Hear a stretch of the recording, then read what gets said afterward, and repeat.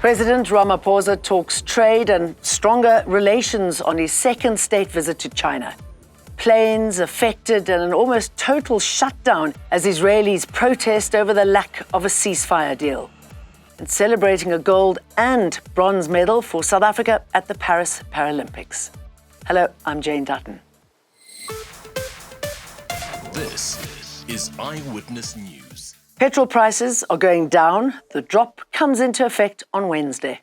Both grades of petrol will decrease by 92 cents per litre. Diesel will decrease by 79 and 105 cents per litre. Illuminating paraffin at retail level will decrease by 138 cents a litre. And LP gas will decrease by 10 cents per kilogram. President Cyril Ramaphosa is in China on a state visit aimed at cementing South Africa's relations with the Asian superpower. In their first engagement this morning, ahead of the Forum on China-Africa Cooperation Summit later this week, Ramaphosa has told his Chinese counterpart, Xi Jinping, that when it hosts the G20 summit next year, South Africa will bring worldwide attention to the challenges facing Africa and countries of the global south. The president says government is encouraged by the procurement ties established with Chinese companies last year. South Africa and China are expected to sign agreements in the fields of human settlements, agriculture, science and technology. As the highly anticipated two-pot retirement system is rolled out, some pension fund holders will have to wait before withdrawing their savings. Here's why. With the Pension Funds Amendment Act recently signed into law, fund administrators need to abide by new rules. Despite the July deadline, Chief Director for Financial Sector Development at National Treasury, Alvina Taylor, says some pension funds still need to get their affairs in order. I think as of Friday, the Financial Sector Conduct Authority had approved 687 rule amendments. They have queried 151. So the 151 means the funds have submitted, but there are gaps in their rules.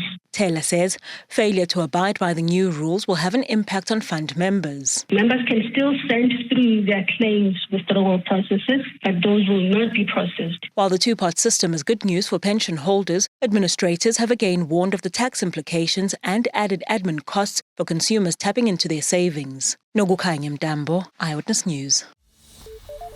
A general strike is underway in Israel over the government's failure to secure the release of hostages held by Hamas. Histadrut, one of the country's most powerful unions, announced the one-day strike. The union has some 800,000 members. Some flights at Israel's main air transport hub have been disrupted since the strike began this morning. Yesterday, tens of thousands of people rallied across Israel after the bodies of 6 hostages were recovered by soldiers on Saturday. Social housing for the poor and temporary emergency accommodation for the homeless remains a major setback in the revitalisation of Joburg's inner city. And despite the private sector coming to the party, the city of Joburg haven't actioned any plans. The private sector says the city of Joburg are neglecting their constitutional mandate of providing temporary emergency accommodation for the poor. Leona Pinar of Josie My Josie, a movement comprising of several key private stakeholders who aim to assist in the revitalization of the city, says government are failing Joburg. I've been working in the inner city space for the last 30 years, and I must tell you the amount of infrastructure collapse, I personally don't think the inner city is pulling their weight. Property attorney Greg Vermaak says there are currently several cases before the courts where private landowners are unable to get eviction orders. I've only heard of a single matter since prior to COVID where the city have in fact moved some people from a bad building to temporary emergency accommodation. Arun Singh, Eyewitness News.